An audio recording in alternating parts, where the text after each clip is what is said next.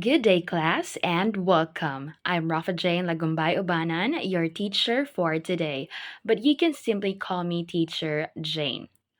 Today's word is wonder. What makes you stop and wonder? Could it be the bad air around us? Maybe you've seen smoke, smelled something unpleasant, or even felt like it's harder to breathe sometimes. That could be a sign of air pollution, and it's definitely something worth thinking about. Now tell me, do the words air pollution or air pollution sounds familiar to you, or is this your first time hearing them? Either way, you're definitely in the right class because today we're going to explore all about air pollution. Before we dive in our new lesson, let's take a moment to recap what we've previously discussed. Now, I want you to answer this. I noticed what's something you noticed or observed during our past discussion. I think what's a thought or idea you've formed based on what you've noticed. And lastly, I wonder what's a question you still have or something you're curious about. This shows how well you understand the topic, helps you think more deeply, and encourages you to ask meaningful questions, all of which are a great habit for learning. Today, we will unlock new topic. It's all about air pollution. Every topic has learning objectives which act as our compass, guiding us through the lesson. So we have here five objectives. So at the end of the discussion, the students will be able to first define air pollution and its significance to environment and human health. Second, explain the historical development and evolution of air pollution, including key events and milestones. Third, identify the different types and sources of air pollutants. Fourth, examine both natural and human activities factors that influence air pollution levels, including urban development and acid deposition.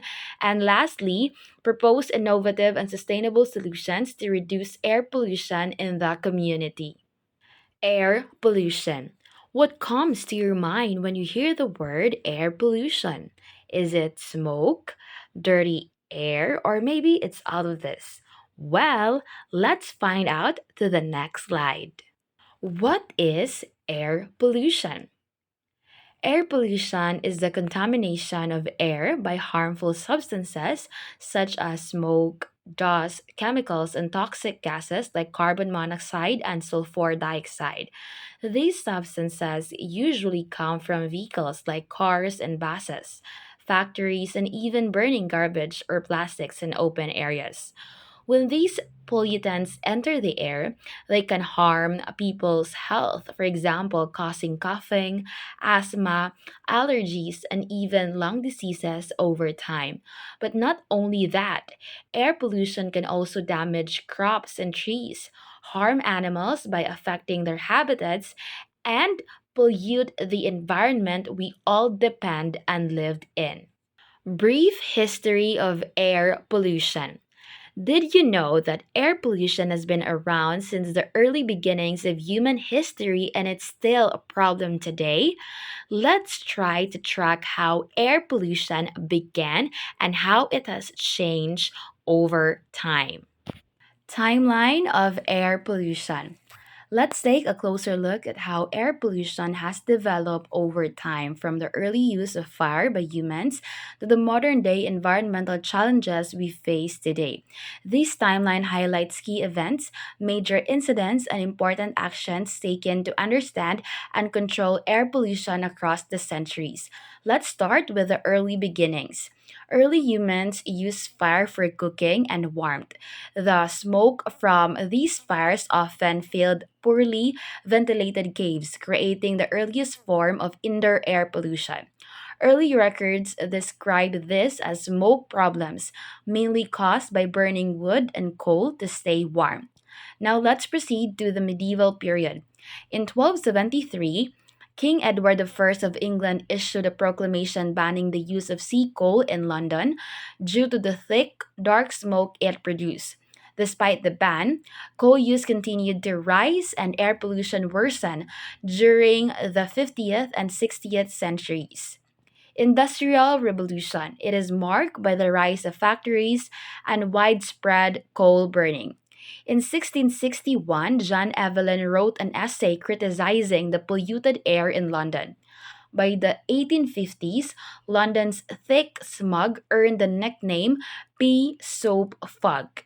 In 1905, the word smog, smoke plus fog, was coined by Harold Des Vaux. In 1911, scientists began to document how smoke particles harm human health, cause respiratory problems, and block sunlight. Now let's proceed to the pollution tragedies. In 1930, Meuse Valley, Belgium, an air pollution disaster left 600 people ill and caused 63 deaths.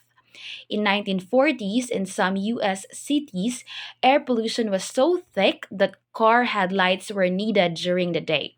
In October 1948, Donora, Pennsylvania, USA, industrial pollution trapped in the Monongahela River Valley for 5 days led to 20 plus deaths and made thousands sick. In December 1952, the Great Smog of London lasted 5 days and caused the death of over 4,000 people. This tragedy led to the Clean Air Act of 1956. Now let's proceed to the pollution response.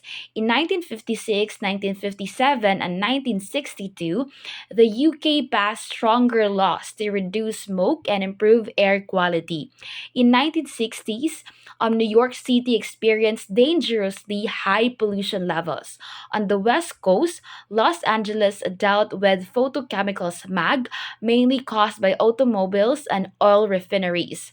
Now let's proceed to the modern regulations. In 1970, the US Clean Air Act was passed, setting air quality standards for each state. In 1977 and 1990, the act was revised to include stricter rules for industries and vehicles emissions. In 2001, the US Supreme Court ruled that cost should not be a factor in setting pollution limits. And in 2007, the court officially classified carbon dioxide as a pollutant. In 2010, the EPA began regulating carbon dioxide or CO2, recognizing its risk to public health. And in 2015, the Clean Power Plan was introduced to reduce the carbon dioxide and other emissions from power plants. And today, countries like China, India, and other developing nations face severe air pollution. It is caused by coal burning, vehicle emissions, and rapid industrialization growth. Despite regulations in many parts of the world, air pollution remains a global challenge that affects climate, health, and most importantly, the planet's future. Types and sources of air pollutants. Did you know there are different types and sources of air pollutants that affect the air we breathe every day? Let's find out more on the next slide. Before we explore the types and sources, let's first understand what air pollutants are. So, what is air pollutants? Air pollutants are harmful substances in the air in the form of solids, liquids, or gases that are present in high enough concentrations to harm human and animal health, damage plants and buildings, pollute and poison the environment. And they can come from both natural sources like volcanoes or dust storms and human activities such as vehicles, factories, and burning garbage. Understanding what air pollutants are is the first step in recognizing their impact on our environment and what we can do to reduce them. Types of air pollutants. There are two main types of air pollutants based on how they enter or form in the atmosphere. The first one is the primary air pollutants. These are pollutants that are directly released into the air from a source. Examples include the particulate matter. These are the tiny solid or liquid particles in the air like dust, smoke, soot, or pollen. Can enter the lungs, causing breathing problems, lung irritation, and worsening asthma or heart disease. The second one is the carbon monoxide, a colorless, odorless gas released when fuel like gasoline, wood, or coal doesn't burn completely. It reduces oxygen in the blood, which can cause dizziness, unconsciousness, or even death in high levels. The third one is the sulfur dioxide. It is a pungent smelling gas formed mainly from burning coal or oil in factories and power plants. It irritates the lungs, worsens asthma, and reacts with water in the air to form acid rain, damaging plants, soils, and buildings. The fourth one is the nitrogen oxide. It is a group of gases now formed when fuel burns at high temperatures, such as in vehicles and factories. It causes smog, contributes to acid rain, and leads to respiratory issues. And the fifth one is volatile organic compounds, or the VOCs. It is the chemicals that easily evaporate into gases found in things like paints, cleaning products, fuels, and cosmetics. It can cause eye and throat irritation, headaches, and long term exposure may lead to cancer. And the last one we have here is ammonia. It is a colorless gas with a strong, sharp odor, often used in cleaning products, fertilizers, and agricultures. It irritates the eyes, the nose, and throat. In large amount, it can damage lungs and mix with other pollutants to form fine particles. The second one is the secondary air pollutants. So these pollutants are not emitted directly. Instead, they form in the atmosphere through chemical reactions involving the primary pollutants. Examples include the group level ozone.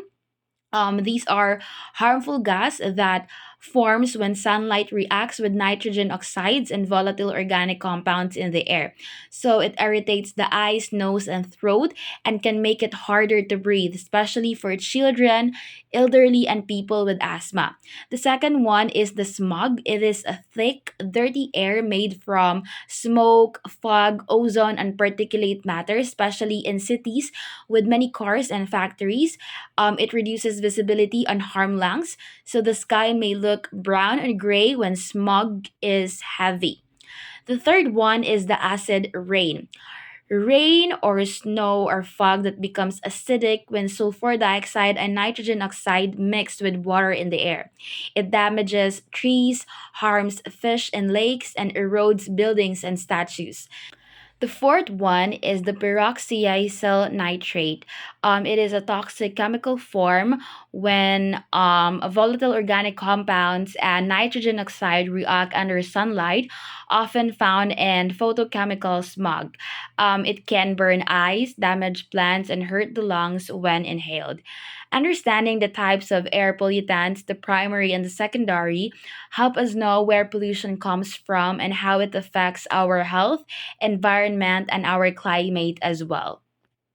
So we have here a 3D pie chart showing the estimated emissions of primary air pollutants in the United States based on weight as of 2013.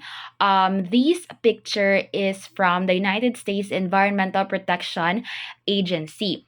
So, as what you've noticed, carbon monoxide, it is 55%, followed by particulate matter, 15%.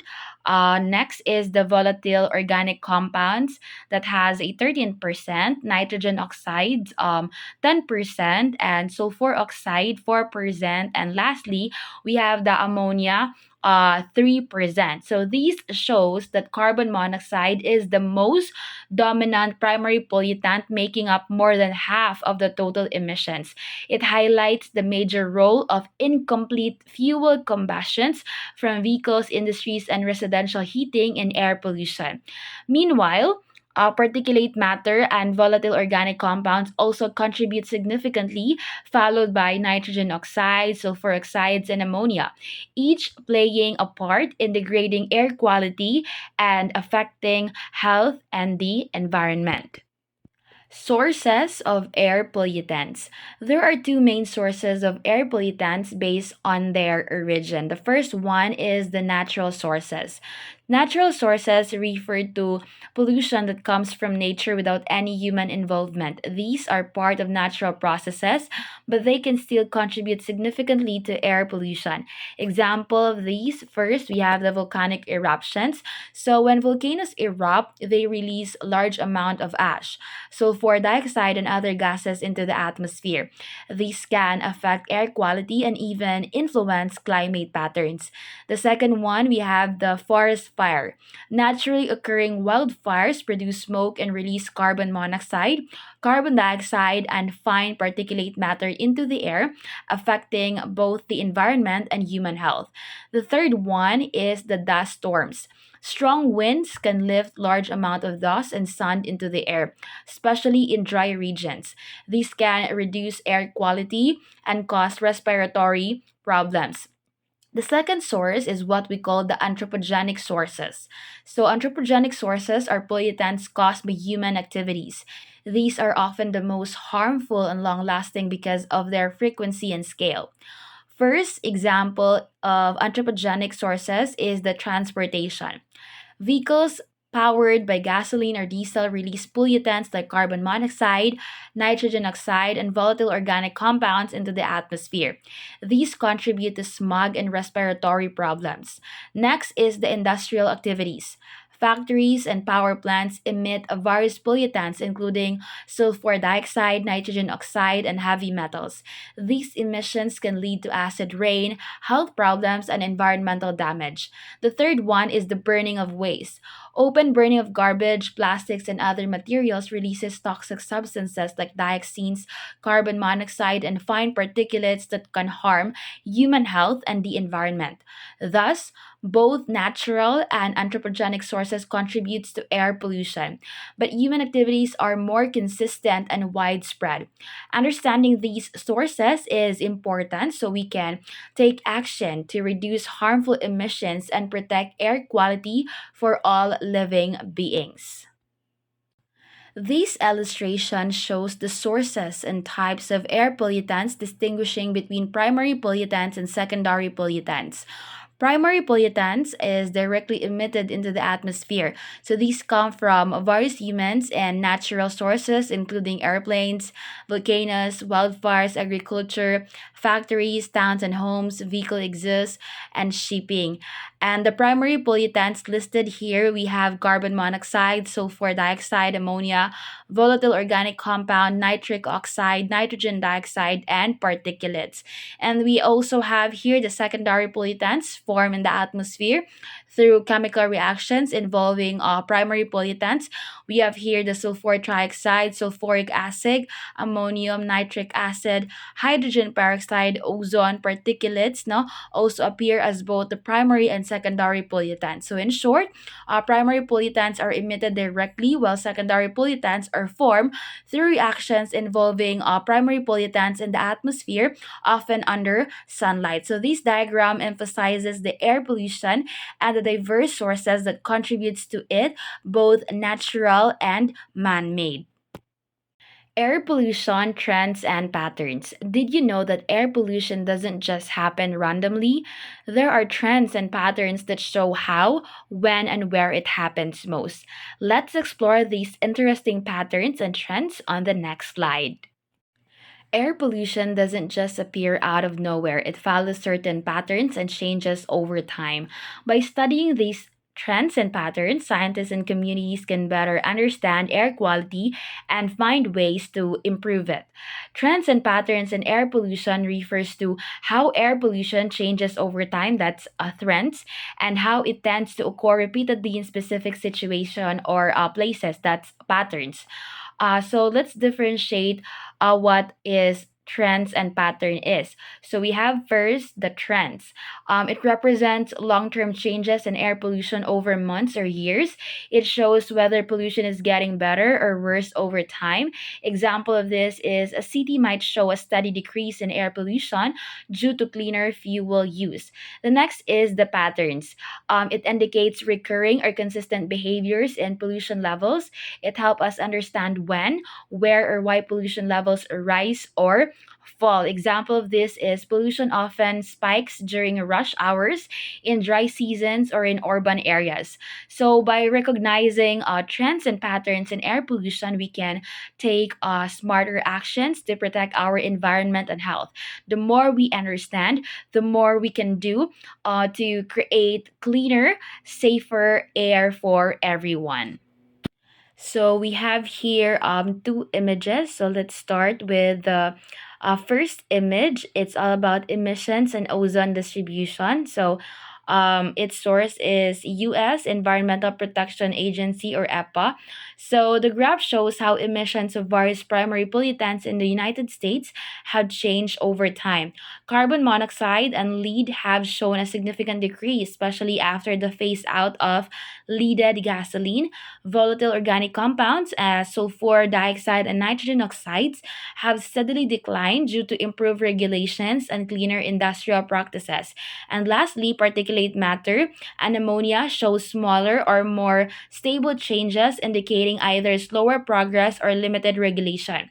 So the trend here is that there is a clear long-term decline in most major air pollutant emissions from 1970 to 2014.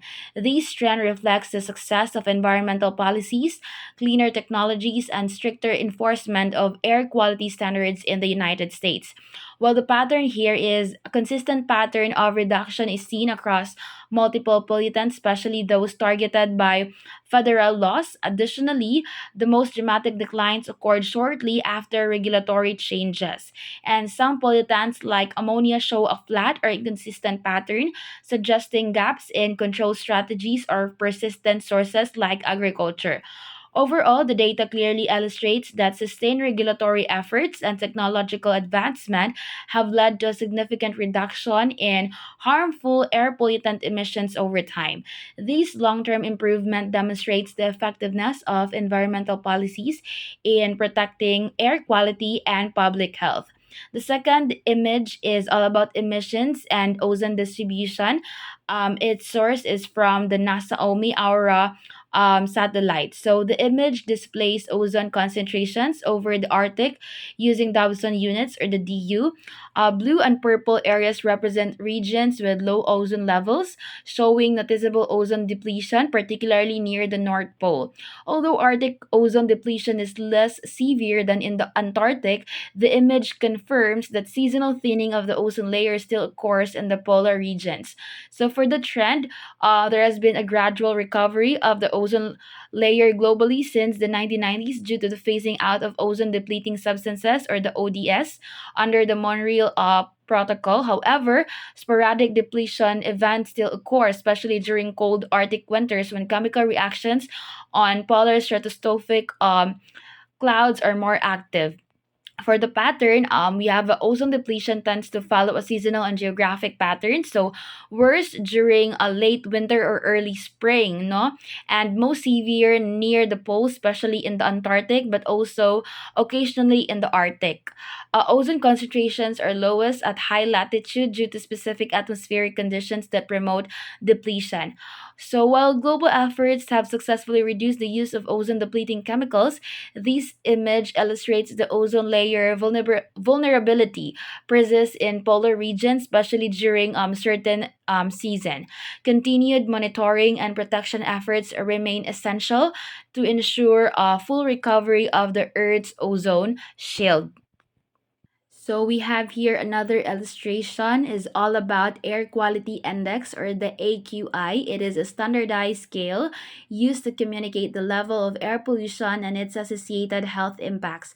The table categorizes air quality into six color-coded levels based on pollutant concentration. So we have here 0 to 50 good, air quality possess no risk, 51 to 100 moderate, acceptable for most sensitive groups may be affected, and 101 to 150 unhealthy for sensitive groups can cause mild symptoms for those with pre-existing conditions.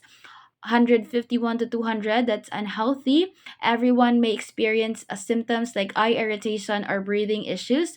201 to 300 very unhealthy, triggers health alerts, greater health effects for the entire population, 301 to 500 hazardous emergency conditions, serious health effects, and possible premature death.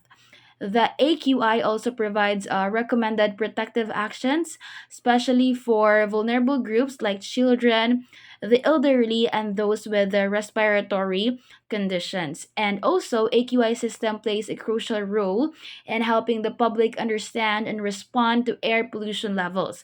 By linking pollution data to clear health messages and actions, it empowers individuals, especially vulnerable populations, to make informed decisions that protect their well being. So we have here another illustration. It shows unhealthful days by country. The source here is from U.S. Environmental Protection Agency, or EPA. This map shows the number of days in 2013 when air quality were considered unhealthy across US countries based on key criteria pollutants such as carbon monoxide, sulfur dioxide, nitrogen dioxide, ozone, and particulate matter. So we have here color. Now we have here the color um coding. So red, more than 10 unhealthful days. Orange, brown, 6 to 10 or 3 to 5 unhealthful days. Green, 1 to 2 unhealthful days. And blue is 0 unhealthful days. So these visualization highlights geographic differences in air quality across the US. So for the trend, so the map represents data from just 1 year, so specifically in 2013. So it reflects a broader trend seen in past decades. National air quality has improved overall, but some regions continue to struggle with frequent pollution events, particularly due to urban growth, industrial emissions, and climate-driven events like wildfires. In recent years, wildfire smoke and climate variability have made some clean air gains harder to maintain in places like California. And for the pattern, the worst air quality, no most red or orange areas, occurs in California, parts of the Southwest, and the urban Northeast. So these areas are typically densely populated, near major highways or industrial hubs, prone to weather conditions that trap pollutants. Rural and less populated regions, no, blue green areas not tend to have fewer unhealthful days, no, like due to fewer pollution sources and more vegetation. So although air quality has improved in many parts of the US, this map reveals that air pollution remains a localized problem in several high risk regions. Continued efforts are needed to reduce emissions in urban, industrial, and wildfire prone areas to protect public health and achieve cleaner air for all communities. We also have here another illustration. It's all about ozone levels in Los Angeles from 1976 to 2014. Source here is from South Coast Air Pollution Control District.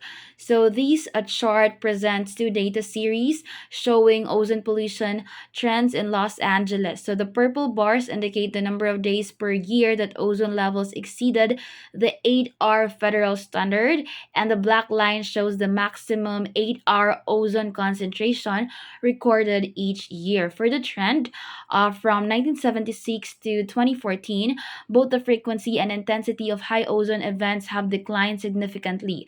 So this trend reflects the success of air quality regulations, particularly targeting vehicle emissions, industrial controls, and fuel reformulation in Southern California. So the steepest reduction occurred during the 1980s and 1990s, aligning with the implementation of the Clean Air Act amendments and regional air management programs. And for the pattern, ozone exceedances were most frequent in the late 1970s and early 1980s, with over 150 exceedance days in some years. There's a consistent year to year improvement, though occasional spikes still occur, indicating ozone remains a persistent seasonal issue, especially in hot summer months. The overall pattern shows sustained progress but not complete elimination of the problem. So we have here the steady decline in ozone pollution in Los Angeles demonstrates that long-term air quality management works, particularly when supported by strong policy and public investment. However, As ozone formation is influenced by heat and sunlight, a continued vigilance is required, especially in the face of climate change, which may increase the frequency of ozone prone conditions. Factors that affect air pollution. Air pollution doesn't just happen on its own, it's influenced by many different factors, including the role of the wind, atmospheric stability, and temperature inversions, and the shape of the land, or what we call topography. These factors determine how much pollution is in the air, how long it stays, and how far it spreads. Understanding these can help us better manage and reduce air pollution in our communities. Role of the wind. Wind plays a major role in controlling air pollution. It can carry pollutants away, mix the air, or let pollution build up depending on how it behaves. Let's look at how wind affects air quality. First, wind can move air pollutants from one place to another. Wind can carry smoke, dust, and gases far from their source. While this may reduce pollution in one area, it can increase pollution in another area, sometimes even in places far away. The second one is strong winds help spread out and reduce pollution by mixing the air. When the wind is strong, it mixes polluted air with cleaner air, helping to lower the concentration of pollutants in one area. This can improve air quality, especially in cities. The third one is calm wind or no wind allow pollutants to stay in one place and build up. If there is little or no wind, pollutants remain trapped in the same area. Over time, the pollution builds up, leading to poor air quality and health risk for people living nearby. In short, the strength and direction of the wind greatly affect how clean or polluted the air can be. That's why windy days often feel fresher because the air is moving and pollutants are less likely to stay in one place. So we have here an illustration of the role of the wind. So we have here an image. So the image compares two scenarios of smoke dispersion from a chimney. So on the left side, we have here a low wind speed with 5 meter per second. Smoke puffs are closer together and more concentrated because slower winds move the smoke less between each puff. And on the right side, we have the high wind speed, no with 10 meter per second. So the smoke puffs are further apart and more diluted due to faster dispersion and mixing with the surrounding air. Thus, wind plays a critical role in dispersing pollutants. Higher wind speeds help reduce air pollution concentrations by spreading emissions more widely. Next is the role of stability and inversions. The way air moves up and down in the atmosphere affects how pollution spreads. When the air is stable or when a temperature inversion happens, pollution gets trapped close to the ground. This can make air pollution worse and more harmful to our environment. So the first one we have here is the stable air means little or no mixing, so pollution stays near the ground. In stable air conditions, there is very little vertical movement. This means polluted air cannot rise and mix with cleaner air above. As a result, the pollution stays near the ground where people live and breathe. Second, a temperature inversion happens when warm air traps cooler air below, holding pollution close to the surface. Normally, warm air rises and take pollutants with it, but during an inversion, a layer of warm air sits above cooler air near the ground. These traps pollutants underneath and stops them from rising and spreading out. The last one is that this makes smog and dirty air worse and more dangerous. When pollution is trapped near the ground, it builds up and creates smog, a thick, dirty mixture of smoke and fog. This kind of pollution can harm people's lungs, especially children, the elderly, and those with breathing problems. Thus, understanding stability and temperature inversions helps explain why some days have heavy smog while others don't. These conditions can turn normal pollution into a serious health hazard, especially in cities and valleys. We have here an illustration of the role of stability and inversion. So as what you've noticed, we have two image. So let's start with the left side. So the left side shows the day versus night stability. So in daytime, sun heats the surface, creating unstable air that rises and disperses pollutants vertically. And in nighttime, a radiation inversion traps cooler air and pollutants near the surface. Pollutants from shorter stocks remain trapped, while taller stocks may penetrate the inversions.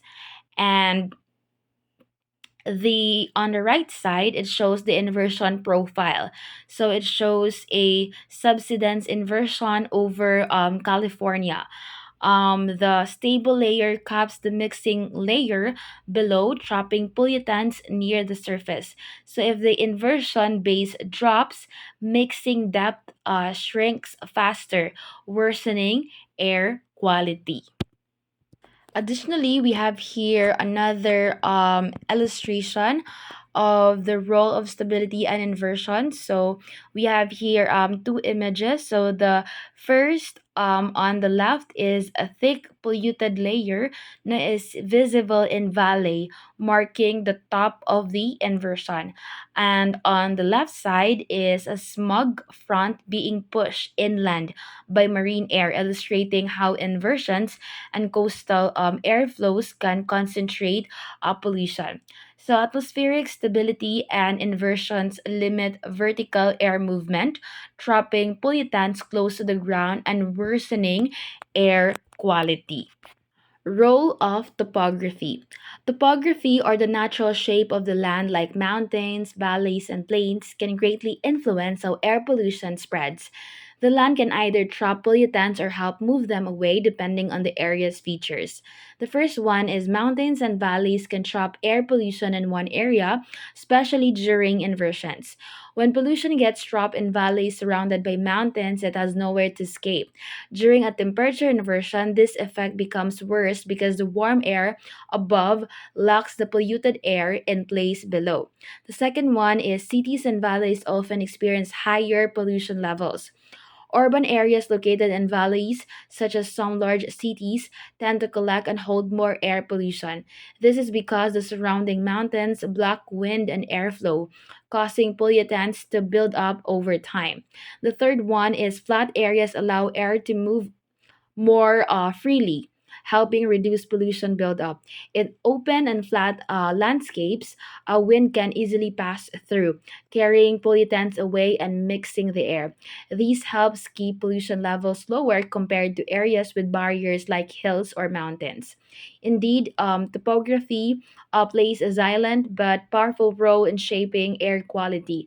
Understanding how landforms affect air movement help us predict where pollution might be worse and where action is needed most to protect public health. So we have here an illustration about the role of the topography. So we have here from the left side, the figure of 14.19. So at night, cold air flows downhill and settles in valleys, carrying pollutants with it. So these low-lying areas often become pollution hotspots, especially during inversion. So in the top right, we have here the figure of 14.20. So photo of Los Angeles smog, historically common due to the basin topography and surrounding mountains that trap pollutants, and such conditions are improving due to pollution controls. And lastly, we have the bottom right figure 14.21. So it is a weather map showing regions with good dispersion, the central US, no, strong winds and deep convection. And we also have here the poor dispersion, no, western US. We have light winds and subsidence inversion. And lastly, we have the fair dispersion, the southern eastern US, or the moderate conditions. So topography significantly affects air pollution distribution. Mountains and valleys can trap pollutants, increasing exposure and health risks for local populations. Indeed, understanding the roles of wind, atmospheric stability, and topography is crucial for predicting pollution patterns and implementing effective air quality management strategies. Air pollution and urban development. As cities grow and develop, they bring progress, jobs, and better services, but they also contribute to increasing air pollution. Urban development often leads to more vehicles, constructions, factories, and energy use, all of which release harmful pollutants into the air. Understanding the connection between urban growth and air pollution is important for creating cleaner, healthier cities for everyone. What is urban development? Urban development means the growth of cities, more buildings, roads, people, and activities. So as cities grows, more vehicles are used for transportations, more factories and businesses are built, and more energy is needed to support daily life. All of these activities can release pollutants into the air, such as smoke, gases, and dust. This is why urban development, while important for progress, also plays a major role in increasing air pollution if not properly managed. How urban development affects air pollution. As cities grow and develop, they bring more people, activities, and infrastructures. However, this rapid urban growth can also lead to increased air pollution. Let's explore how different parts of urban development contribute to the worsening of air quality. The first one is more vehicles. With more people living in cities, there are more cars, buses, and motorcycles on the road. These vehicles burn fuel, which releases harmful gases like carbon monoxide and nitrogen oxides into the air, causing air pollution. The second one is more factories and businesses. Urban areas often have many factories, shops, and small industries. So these businesses release smoke, chemicals, and tiny particles, or what we call particulate matter, into the atmosphere, especially if proper controls are not in place. The third one is less green space. As more land is used for buildings and roads, there are fewer trees and parks. Trees help clean the air by absorbing carbon dioxide and filtering out pollutants.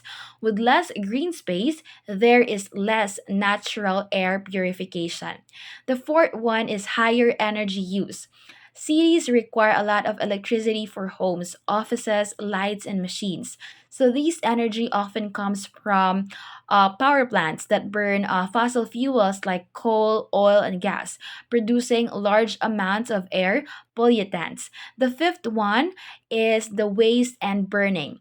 More people in cities means more waste. In many areas, garbage is openly burned, releasing a toxic smoke and gases that pollutes the air and harm human health.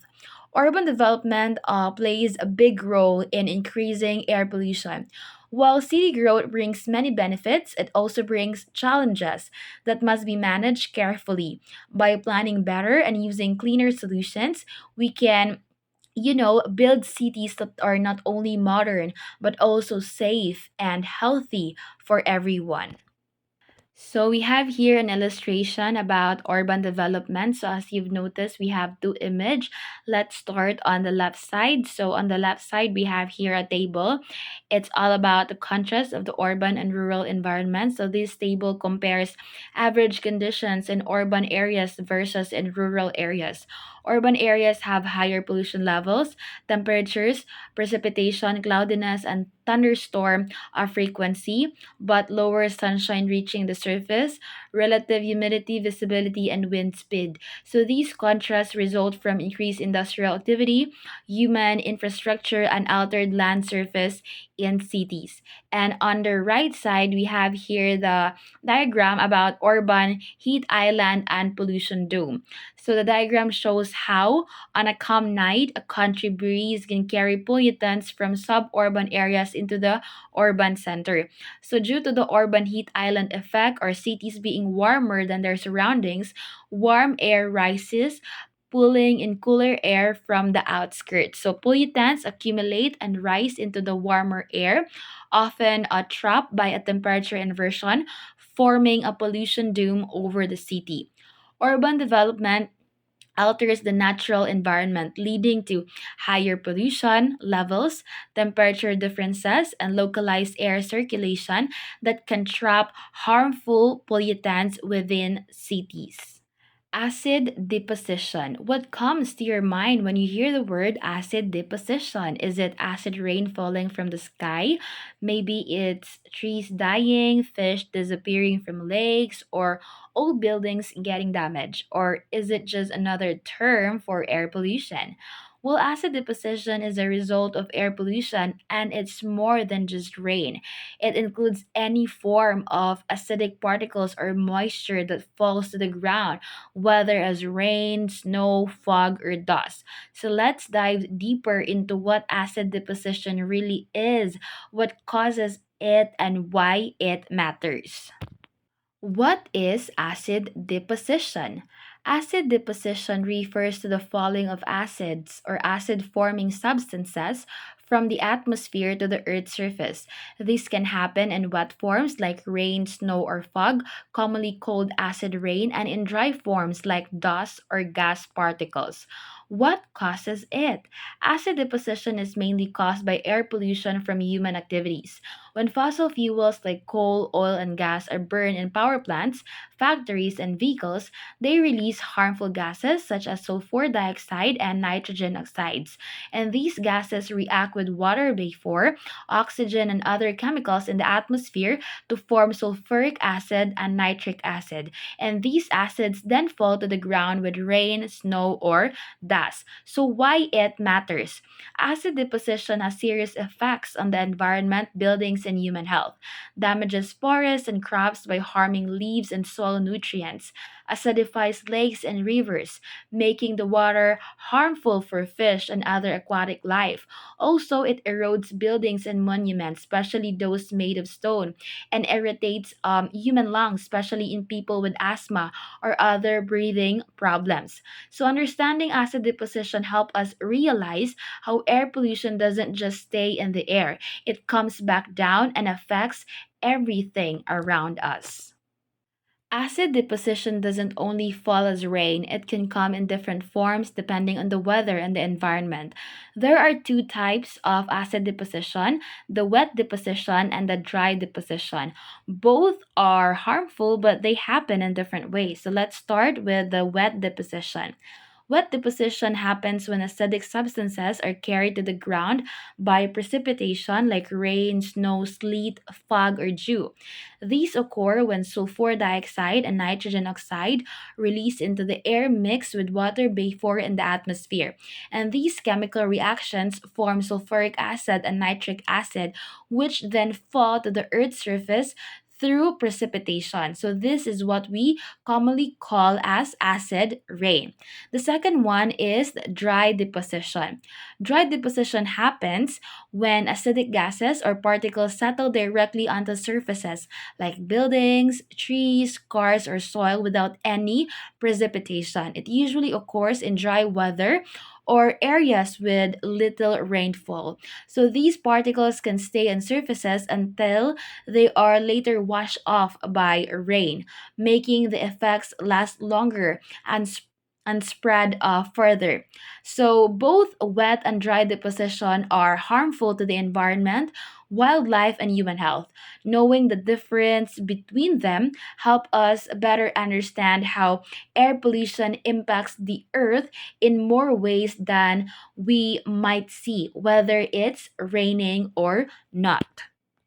So we have here an illustration about acid deposition. So as you've noticed, we have three images. So let's start to the left side.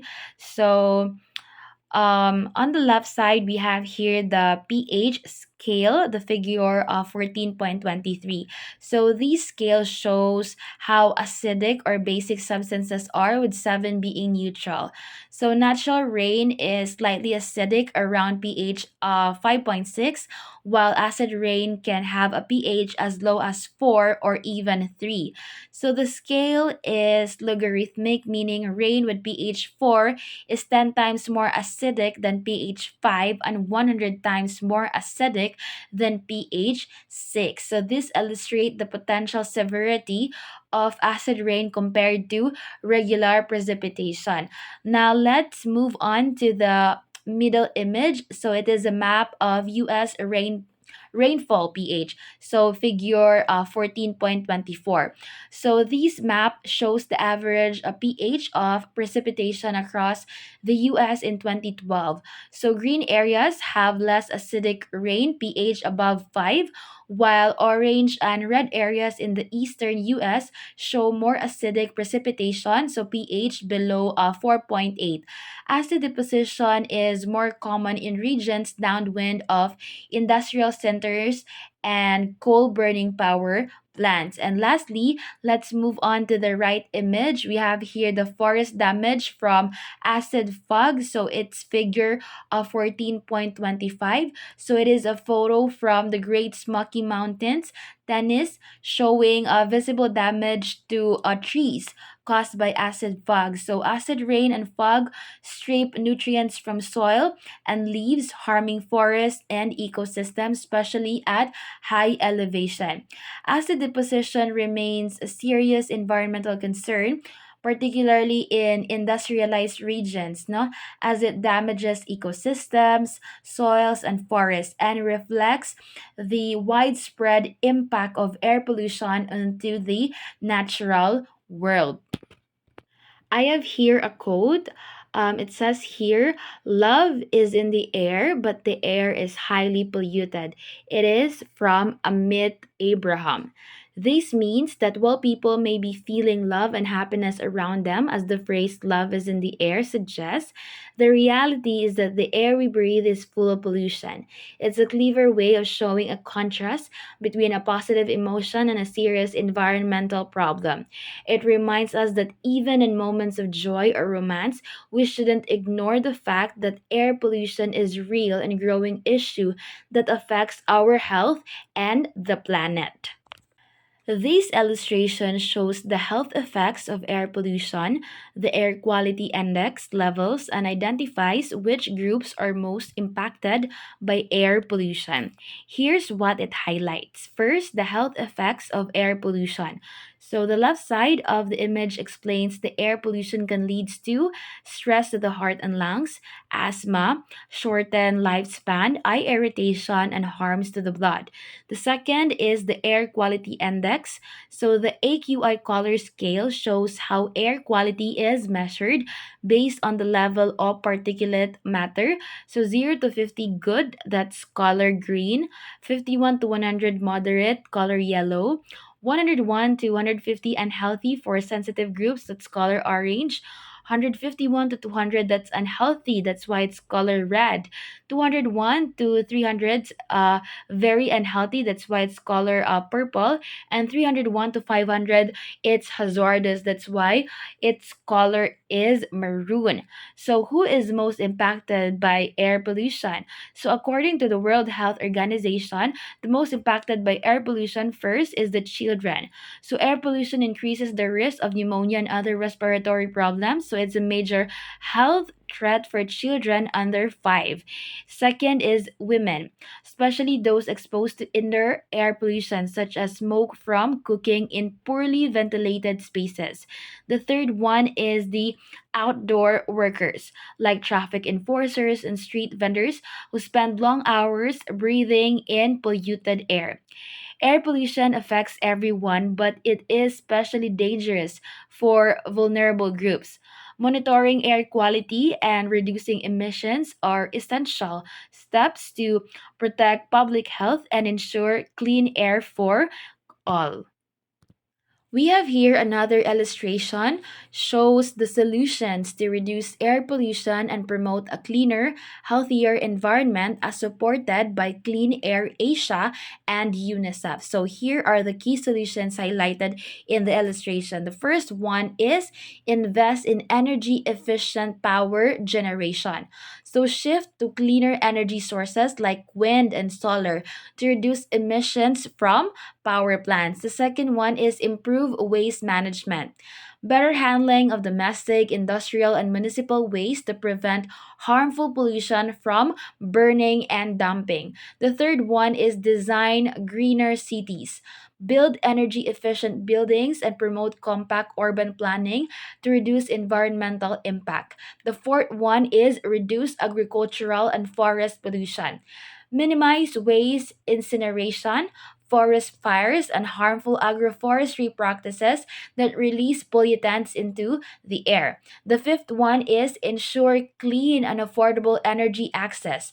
So provide technologies and fuels that are safe for cooking, heating, and lighting, especially in household. And lastly, promote sustainable transportation. So build safe, affordable public transportation and encourage walking or even biking or cycling with pedestrian and bike friendly infrastructure. So by taking collective action and implementing these practical solutions, we can significantly reduce air pollution, protect public health, and ensure a better quality of life for everyone, especially for future generations. We have here another illustration showing two very different futures for our planet. One is damaged by polluted air, and one is thriving with clean air. So, this image reminds us that the air we pollute today shapes the world we lived in tomorrow. If we want a healthy, vibrant earth with fresh air and thriving life, we must take urgent actions to reduce air pollution and choose clean and sustainable solutions. The power of collective action is unstoppable. Together, we can truly make a difference. By uniting our efforts and taking responsibility, we can build a cleaner, healthier planet, not just for ourselves, but for the generations to come. Thank you, everyone. Your time and attention truly means a lot to me. I sincerely appreciate your presence and participation, and I hope you learned something valuable and meaningful from today's discussion. So, may this knowledge empower you to make thoughtful choices and create a positive change in the world around you. Bye.